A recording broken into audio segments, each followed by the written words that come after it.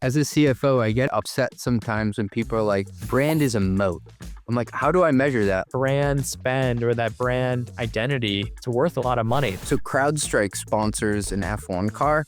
First of all, things going so fast, you can barely see it. Formula One is like more popular than you think. I have a bone to pick with Super Bowl ads that do the QR codes. Nothing makes me more angry because you'll be there with like a bunch of people at a party and then like your aunt gets up and she's like in front of the TV. Like, sit down, Pam, sit down. But I think a CFO came up with that idea. They're like, hey, we need to show there's attribution here. So you've seen all the billboards in San Francisco, right? Unfortunately, I hate those. I wonder how they possibly measure the effectiveness of those billboards other than when we had the billboard up versus when we didn't have any billboard at all. That's all I can come up with. From Mostly Media, it's Mostly Growth. Go-to-market strategist Kyle Poyar and CFO CJ Gustafson break down how modern companies make money, covering pricing, monetization, and benchmarks in ways that make you better at your job. Tactics and playbooks for finance, product, and sales operators looking to be the CEO of their role. This is Mostly Growth. Hey, thanks for listening. We'll be right back after a word from our sponsors. If you run go-to-market, you already know the problem. Your go-to-market data is everywhere. Ads, CRMs, sales calls, marketing, spreadsheets, but you're still guessing what to do next. HockeyStack is the AI platform for modern go-to-market teams that collects all your customer data and unifies it into a single system of action. Then you deploy AI agents that prospect the right accounts, help reps close and upsell deals, improve forecast accuracy, and automate what's already working across sales and marketing. Instead of running 5-year-old processes manually, your go-to-market team finally has agents that understand your ICP, your funnel, and your buying motion, and they execute on it. That's why teams like RingCentral, Outreach, ActiveCampaign, and even Fortune 100 companies rely on HockeyStack to cut through the noise, eliminate wasted spend, and make better go-to-market decisions faster. That's HockeyStack, the AI platform that helps go-to-market teams make space to think and win. Here's a growth tax nobody talks about. Every new monetization model you ship creates a nightmare for your finance team. Add usage-based pricing? Now you're tracking consumption against commitments. Launch product bundles? That's multiple performance obligations per contract. Offer mid-cycle upgrades? Woo! Good luck reallocating revenue manually. The irony is brutal. The pricing innovations that drive growth are the same ones that often break your finance process. But that's exactly where RightRev shines. RightRev is the revenue recognition engine built for companies that can't afford to let accounting slow down growth. Here's what most people miss, and I've come to deeply appreciate. Revenue recognition isn't just a finance problem. It's a go-to-market enabler. When your RevRec is automated, your product team can ship new pricing without asking finance for permission. And your sales team can close creative deals without worrying about downstream chaos. To get up on my CFO soapbox for a sec, I love talking about creative pricing models, hybrid pricing, credits, tiered usage. It's where real growth happens. But I've seen too many companies where the sales team is celebrating a huge quarter while finance is still trying to figure out how to recognize half of it and crying in the corner. RightRev lets you experiment with pricing without wrecking your close process. And honestly, in a world where your pricing model might change 3 times next year, that flexibility is everything. If you want to scale your monetization without breaking your books, visit RightRev.com. That's RightRev.com, where modern monetization meets bulletproof accounting. Here's a question. When was the last time you really had time to focus on growth and not chasing contract renewals, tracking shadow IT spend, or explaining rising software costs to the board? Yikes! The truth is, traditional spend management is broken. If you're still piecing together data from 5 different systems just to figure out what you're actually spending, while vendors keep on pushing those auto renewals and price hikes, my friend, I got a solution for you. That's where Tropic comes in. Tropic is an intelligent spend management solution that consolidates your spend data and processes into one unified offering, enabling insights and decisive action. It doesn't just show you where the problems are, it helps you solve them. From spotting hidden optimization opportunities like duplicative spend, to automating those painful procurement workflows, to giving you the best market data that turns every vendor negotiation in your favor. Tropic combines smart insights with real human expertise to keep you ahead of the curve. And I can say firsthand because I've used them for over 2 years. Their SaaS platform helps me with price checks. It helps me keep my calendar organized of when renewals are coming up, and I can actually visualize it. And let me say, it saves me more than 10 hours a week on vendor management, and we've saved a ton on renewals. I'm walking into the boardroom with a lot more confidence. Isn't it time to turn your spend management into your competitive advantage? Visit tropicapp.io/mostlymetrics. That's tropicapp.io/mostlymetrics. Welcome back to another episode of Mostly Growth, the #1 podcast for product monetization. And guys, I hear that there's an important sporting event that might be coming up. Football's coming up. I'm hoping my Patriots are there. This will probably air and we'll probably have lost by 40. I mostly actually watch the Super Bowl for the ads. That to me is like more entertaining than the game itself, except for maybe the last 5 minutes of the game. Do you guys have like favorite all-time Super Bowl ads? The Betty White, stop riding me, Tom. Come on, man, you've been riding me all day. The Snickers ad? Yeah, the Snickers ad, that one's really good. There's this one in the earliest days of Alexa, and they had this ad for like Alexa loses her voice, and then there's all these celebrities that stand in for Alexa. Alexa, play some country music. Another one that I really like is the Tom Brady, Ben Affleck, Matt Damon, Dunkin' Donuts ad. That one's just near and dear to my heart. Why you dunking me, girl? Why you dunking me? Have you guys seen that one? I have, but that is not the Boston that I live in. I'm like conflicted about that one because I'm such a not classic Boston guy, and like I don't go to Dunkin' Donuts. You got a bougie coffee shops. Ben, do you have a favorite? A lot of the ones I was thinking of like started before the Super Bowl, technically. The What's Up commercial. The What's Up? What's up? Yeah, there we go. What's up? I thought that was a Super Bowl ad. It's not? I was just looking it up. It was Monday Night Football on December 20th, 1999. They aired it during the Super Bowl. The Was Up ad, super memorable. Everyone said it. I don't remember what year that was, but like I still remember it. I think that was like when I was maybe middle school, high school. I wasn't buying, was that beer? I didn't even know it was Budweiser. When you brought that up, I was like, oh yeah, what was that ad for? I don't know. I mean, this is the kind of classic question with Super Bowl ads. Like every year a CMO asks if they can run a Super Bowl ad, and every year a CFO has to say no. How do you tell if this is actually working? The attribution on this is so murky, and the amount of money you're pushing into the middle of the table and saying, let's see where the chips land, it just blows my mind. And you'd be surprised. Some of these companies are not as big as you think they are, and they're still running Super Bowl ads. It could be an existential risk to some of these companies if it doesn't go well. I don't have that much personal experience with Super Bowl ads, but I do remember when I was at OpenView, one of our portfolio companies was Expensify. And back in 2019, they actually ran a Super Bowl ad. They weren't that big in the grand scheme of things. And they had like no marketing. This was like a viral PLG product.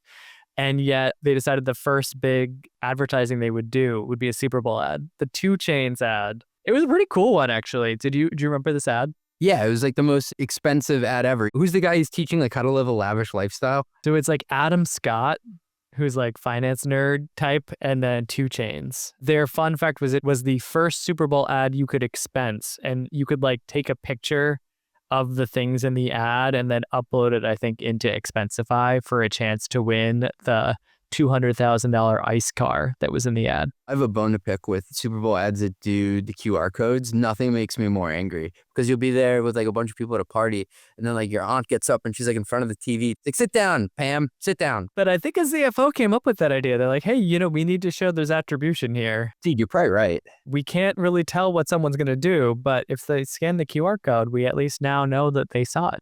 Do you think some of this is pride from the founder and from the CMO, just being able to have this big event that they can show up at? Like, this is what my CFO head goes to. Like, what's the economic benefit of this versus what's just the chest puffing out to say that we ran a Super Bowl ad, we are so big time now. Similar to like an IPO, you look at that as a marketing event as much as it is a fundraising event. This is a marketing event, but I also think it's kind of just like an ego thing to run a Super Bowl ad. What's been interesting to me is like people used to watch real TV, right? Like Friends would get 30, 40 million viewers an episode. Like a lot of TV shows used to be watched live. And now people don't watch that much live stuff on TV anymore. And I think the Super Bowl is one of the only live events, and they have limited ad inventory, and you can pretty much guaranteed that a large proportion of the US population sees your ad if you run it in the Super Bowl.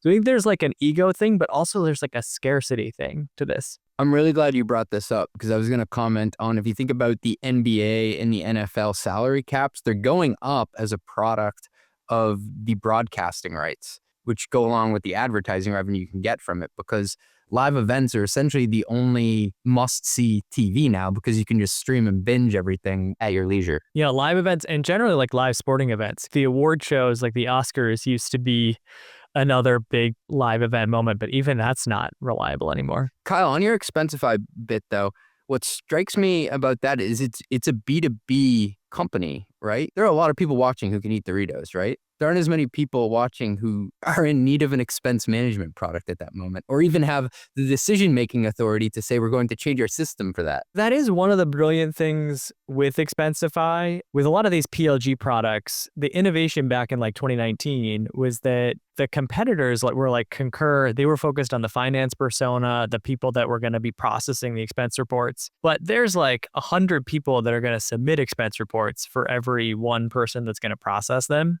And so the Expensify model was, hey, it really sucks to do expense reports manually. Wouldn't it be great if you could just download an app, take photos of your receipts, have it auto-categorize stuff, and then just click send, and all of a sudden it's being processed? This idea of like a bottom-up or like Trojan horse strategy, which was like super product-led growth oriented at a time when there was not much of that. And so Expensify was like really going all in on, this is so different from what Concur does. If we can build a brand with the consumer's going to bring us to the business. And Ramp did a Super Bowl ad last year with Saquon Barkley. It did really well. And I thought that was kind of the next evolution of what Expensify had done in the past.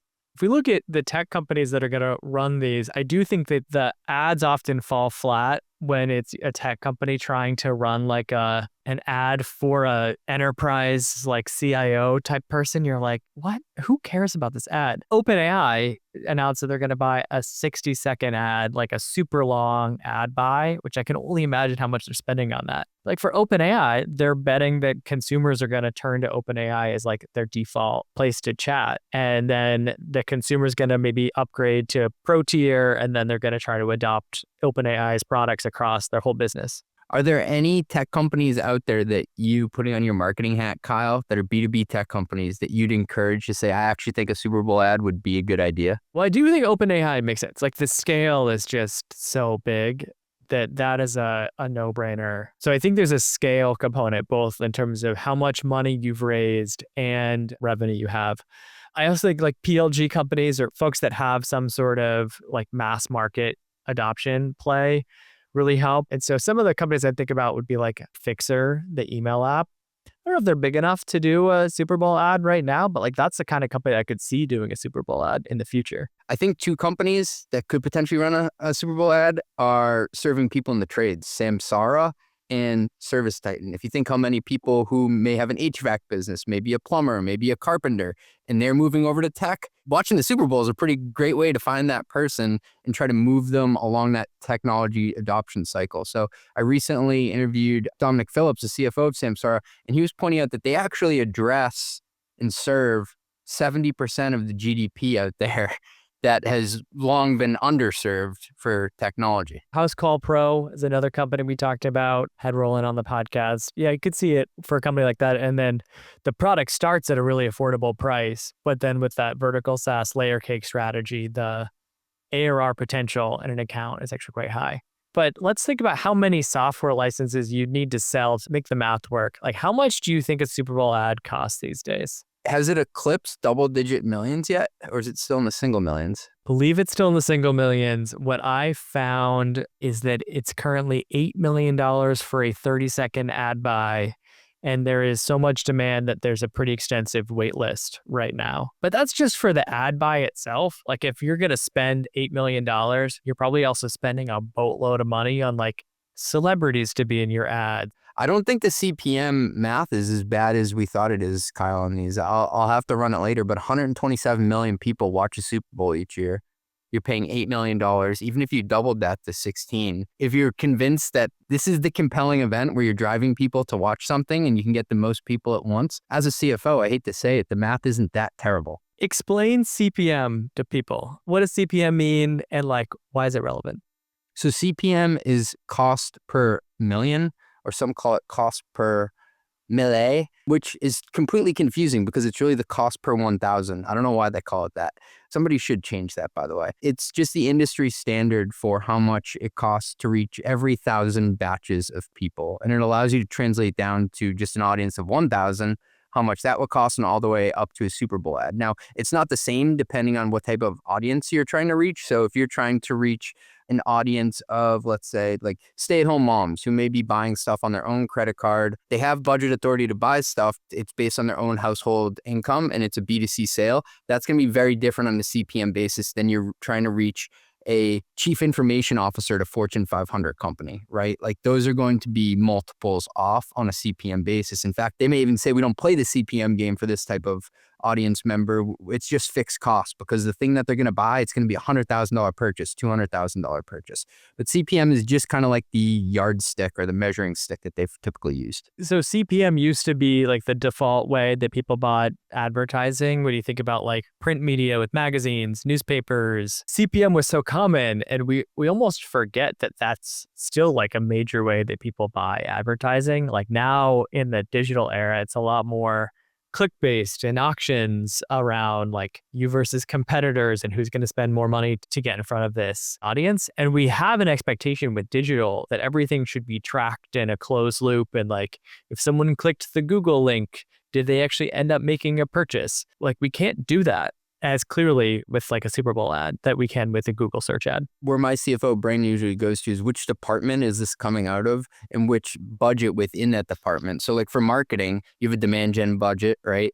You have a branding budget. This is definitely in the branding category in my mind, Kyle, but correct me if I'm wrong. That's the thing. I think a lot of people have this view that like there's brand budget and then there's demand budget, but I really struggle there. There is often a different time of creating demand, right? Where you convince someone that they should have a need for your product. And then you have a different event where you capture that demand. Like a big knock on Google and Google search ads is that someone's often maybe even typing in the name of your company. You're putting a paid search ad on that keyword. So you're really just paying for a click for someone that already knows they want to find you. Like a lot of people get frustrated that paid search and other types of campaigns like that aren't really that incremental. They are demand gen budget, but like they're not really creating demand for your category. They're not like doing the hard work that a brand spend would do. I think increasingly people should be thinking about brand KPIs as growth KPIs. And like a lot of these are measurable and we can hold brand to the same kinds of standards that we hold demand gen to. Well, can you say more about that? Because the old adage is 50% of my marketing budget is wasted. I just don't know which half. I mean, there's a lot of ways to measure brand spend as a growth KPI. And so a few examples that I think about, one is how much of your traffic comes from direct traffic that lands straight on your website. And so for a lot of companies, I can give credit to Kira Kloss, who wrote a guest post for my newsletter, Growth Unhinged, on this. She found that 94% of Notion's traffic is sort of branded traffic and only 6% is non-branded. ClickUp has a lot less branded traffic. Fewer people are just going to ClickUp's website because they know of the brand, and they pay for a lot more of the traffic than a Notion does. So Notion pays for less than 1% of the traffic that gets to their site. 99% is organic. There's a strength of the Notion brand that means people remember it. They go straight to Notion's website, or they put Notion into Google and then they land on it directly.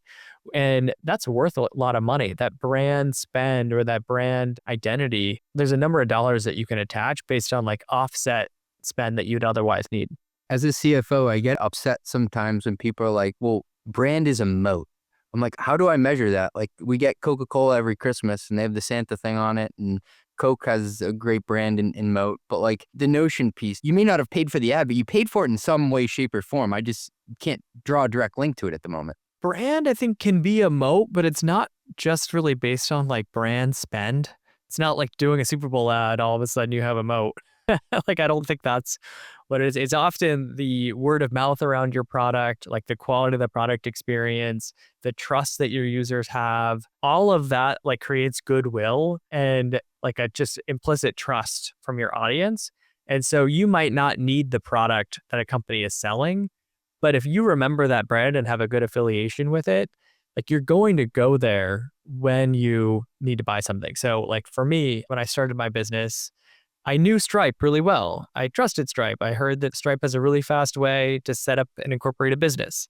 And I actually probably should have done more research on this because Stripe Atlas was probably not the best approach for me, but I just used Stripe Atlas for that. But I would say that's like a brand as a moat, or sort of brand as creating a lot of potential future revenue for a business. That's not because of any brand marketing Stripe did. It's just like everyone in tech uses Stripe. It's like the default. I agree there. And what I say to the sponsors of our podcasts is, listen, the person that you're trying to reach may not always be in the market for a billing system or a new ERP, but your brand spend is buying you the ability to be in the consideration set when that happens, right? It may happen only every 3 to 5 years, but you need to use that spend in order to be in the conversation. Otherwise, like, it's going to come and go. And that's where I think brand spend is a huge tool when you start to talk about tech refresh cycles. You may not be able to point to it in the moment, but like, dude, you got to be there when it's time. Exactly. And so that's where it shows up in terms of like, are people looking for you by name? So like your branded search volume, I think, is a really good indicator of the strength of your brand. How many people already know where to find you? And so they just type in your URL directly. Like I think mostly metrics, probably a lot of your traffic comes from direct people typing in mostlymetrics.com. Like that's a sign of a good brand. And then I think there's things like what people are saying about you when you're not in the room. So how many social mentions are around your brand? Like how many times are you mentioned without you being involved on like Reddit and LinkedIn and Twitter? Are those conversations positive or negative? And then I also even just think about like, do brand aware users convert at different rates? And so you could even kind of go further down the funnel and say, for people that did a branded search, did they convert better? Did they spend more? Did they retain at higher rates because they already trusted what we did? That's a really good way to express the value of the brand. It all plays out at the bottom of the funnel, right? You have a better conversion rate from someone who trusts you implicitly. You've been in their ecosystem in some way. When we think about brand campaigns and brand spend, we're often like, oh, there's the brand team and they get all these impressions and they're making a great Super Bowl ad and the creative is good. But we can think about the impact of brand campaigns in a metric-oriented way that's more similar to how we think about the impact of growth teams. If done correctly, that can allow for more brand spend because we can finally take something to the CFO and say, this had an impact. I think what you're saying is you can have a mix shift if you believe that it's working. And that's what I've struggled with in the past is people come up with these extremely binary buckets of where they're putting that spend as if they're also going to be able to track it in those binary buckets. Like we should spend 30% on brand and 70% on demand because that's best in class. And it's overly scientific. And honestly, it's probably my fault for forcing them to get it into a box that my mind understands in dollars and outcomes, right? But the more that me and you talk about it here, it just doesn't work that way, right? It ends up in success or in varying levels of success, right? There's also then the question of attribution. And I think that is like the $1 million question with these Super Bowl ads. Like, are we at the end of the day convinced that we're making more money as a result of doing these or not? And these can get really complicated. What my mind went to is we can't measure the impact of doing it, but can we afford to not do it? You can't prove what would have happened if you hadn't done it. An interesting way of measuring like incrementality.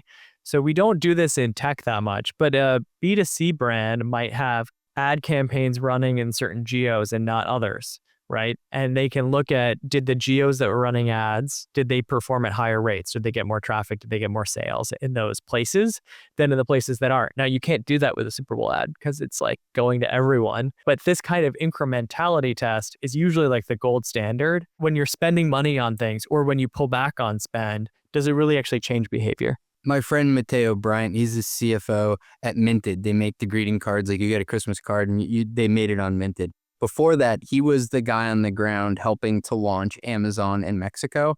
And there was an executive that he was speaking to. He was just like pontificating in the room. And he essentially said like, hey, when we launch Amazon in Mexico, we should try to do it with no Google paid ads. And everyone's like, okay, that's ambitious, but we'll write that down and do it. And so like 6 months goes by, the executive goes on his way, he's doing all his executive things and he comes back and they launch it and they look at the results and he's like, this is pretty good, but why the hell didn't we run any paid ads when we launched this. So he made this offhand comment. Everybody took it super seriously. It's like a good reminder about management. Like people will listen to you because you told us to do that, right? It is such a huge consideration when you launch a new service in a new country. So Uber goes to a different country. What's the marketing budget going to be? And in which buckets are they going to place this in? And you can measure what didn't happen if you say you use something for branding in England, but not in France. I think for tech companies, a lot of times you're doing some things that you should evaluate this way, even if you don't realize it. So I think about like a LinkedIn campaign. If you get some influencers to talk about your product, you get your employees to post about your product, you're probably not going to see a ton of clicks from it because LinkedIn really penalizes click behavior. But you can correlate like, hey, on days that we posted, what was the uplift in traffic or number of free signups versus days we didn't post, right? Or based on the number of impressions that we saw those days, how does that correlate? And there are tools like HockeyStack in the attribution space that can do some of this. I believe it's called marketing mix modeling, but you can do some of this mix modeling that's essentially running regressions, looking at all the different things that you're doing on different days and kind of like estimate what the uplift was when you did those things versus when you didn't. So you've seen all the billboards in San Francisco, right? Unfortunately, I hate those. It's really hard to avoid. You just feel like you're in this bubble. I wonder how they possibly measure the effectiveness of those billboards other than when we had the billboard up versus when we didn't have any billboard at all. That's all I can come up with. Well, I think that would go back to the geo lift. So you could say, hey, 30% of our traffic came from the Bay Area before we ran the ads. Now 40% of our traffic comes from the Bay Area. For a tip for like an early stage company, you probably don't have the data infrastructure or the team to be able to measure these things. Like you're kind of flying by the seat of your pants. But at a later stage, like this becomes critical because you're spending like, we're talking about with the Super Bowl ad, you might be spending $20 million on this thing. You can have confidence in doing that if you've tested some other things along the way and had the analytics on it. To that point about picking specific events or geos to advertise in, a company I work with, Rillet, in the ERP space, did the absolute funniest thing. So there's an annual NetSuite conference for all the accountants. It's called Suite World. They rented out every single billboard in the Las Vegas airport when people arrive to be all Rillet branded. Do you hate this company that you're here to support? They figured out that everybody was flying there anyway, and they're thinking about ERP. A lot of those people are going to be buyers too. So at first when I was like, that's a lot of money to be spending like on an airport. Like that's crazy. No, it's a way higher percentage of people who are applicable to this than any other point in the year. Well, I guess you could maybe measure it in a few ways. One is switches from NetSuite. And so like how many of your new prospects already have NetSuite and are thinking about churning off of it? Or what's your win rate against NetSuite when you're head to head on deals? Because I'm sure a lot of people that haven't bought NetSuite go to Suite World, spend time with the AEs. So there's probably something there that you could correlate. Another thing I'd maybe look at in a kind of cost per impression world, as you had said, you'll spend a lot less to just reach a regular consumer than you will in a highly targeted type of person like a CFO. And so like a cost per 1,000 impressions might be $10, $20 for a generic ad, like we talked about like Super Bowl, and people might be spending 10x more for a targeted ad. The magic happens when you can do a targeted ad and pay for it like it's a generic ad. I love arbitrage in this scenario, and that's why I think some of the smartest analytics people are actually in marketing departments. So I worked with a CMO, parts like Doug, but before that, earlier in his career, he worked at LL Bean, and he said that the marketing analytics people were absolute savages. They were basically PhDs. A lot of them were actual PhDs in analytics, because in the retail world, where the margins are a lot smaller and you're trying to reach people on a seasonal basis, you have to be super dialed in on the marketing side. On the marketing side with D2C, there's a lot of direct mail, or like historically, there's been a lot of direct mail. And you'd think that that would be really hard to measure, but that can actually get super scientific because you can send like 20 different variants of things. And you can say, hey, we sent like 50,000 of each of these 20 different campaigns and measure the results and get to the point of like, how many purchases did we have? How much revenue was brought in? What was the profitability? And I think these like D2C marketers end up being way more thoughtful around where they're spending their ad dollars than like we've historically been in SaaS. Kyle, you helped a ton of portfolio companies with varying marketing initiatives throughout the years. What's a crazy one that you thought on the surface wasn't going to work, but it actually did? Datadog did something similar to the Rillet example, where at AWS, I believe they wrapped the escalator with Datadog ads. And that felt like a little crazy, seemed to be effective for them. Another one, so you know Simone Biles? The gymnast? She was a brand ambassador for a portfolio company called Exonius, cybersecurity company with a gymnast who's mostly known for the Olympics as a brand ambassador. But I think they signed her up before she was like super famous, and then she just became like the best gymnast in the world. And there's something that like adds credibility with an enterprise buyer, and like it's hard to get the attention of a CISO. And so if you're affiliated with an Olympic gymnast who's like the best in the world at what they do, it's kind of a cool way to differentiate from alternatives. So CrowdStrike sponsors an F1 car. First of all, things going so fast, you can barely see it. You're paying for a sticker. How many CIOs are watching this and they're like, you know what? A security threat. Formula One is like more popular than you think. And the people that watch it are generally like rich people. Real quick hitters here. Which B2B tech companies do you think will run Super Bowl ads this year? Salesforce will almost definitely do it. I bet there's going to be an Agentforce ad. Yeah, Matthew McConaughey is definitely making an appearance. Those were my least favorite ads from tech companies. Do you think he knows what they do? I'm not trying to call him stupid. I think he's a really smart guy, but it just seems like such a random connection between the two. I want to see them swap out Matthew McConaughey for someone else. GoDaddy is always on the Super Bowl for like domains and websites and all that. I'm sure they're going to be advertising their AI product. TurboTax is always there. That's more B2C. I know that they do have some B2B products for small businesses, but like the timing is perfect for them, right? Oh yeah. If you can't make up a better timing than like February for a tax product, it's perfect. And that's what I was getting at, the cost of not doing it. Do you think they can ever look at it? We've always done a Super Bowl ad between this time when people are about to do their taxes. Can you afford to not do that? Yeah, we've got to find the marketing analytics person from TurboTax. That is a very interesting question. I would say I think Claude should do one. I think Claude is the tech savvy people that use it absolutely love it, but it's kind of niche, kind of top like expert people. I don't think they've reached anywhere near the consumer awareness that an OpenAI has for ChatGPT. So I would love to see Claude get in the mix. Have you guys seen how you can't use the phrase Super Bowl in any of your advertisements unless you're like an official partner of the NFL? It's because they don't want people to associate like, oh, that has the endorsement of the NFL. They've even apparently cracked down on like churches and stuff like that for using Super Bowl in their advertising. Well, you better not be selling any of this stuff with the label Super Bowl. It's all big game stuff.